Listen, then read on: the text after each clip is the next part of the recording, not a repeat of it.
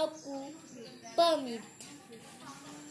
Karipto dening Rio Mataram. Ibu pun esukotan gemerlip koyo mutiara ing pesta. Aku tansah kelingan ing dalan specak sing saben dina dak liwati. Budhalan muli sekolah iki, ibu nguntapake aku kanthi pangawening lan asri ger budal. Ngudi ngelmu kanggo sangu besok.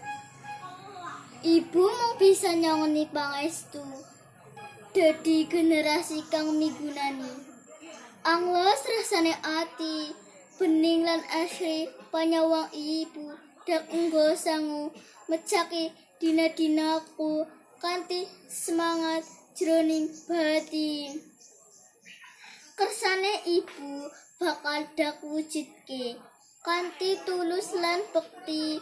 Ibu kang putra bakal mituh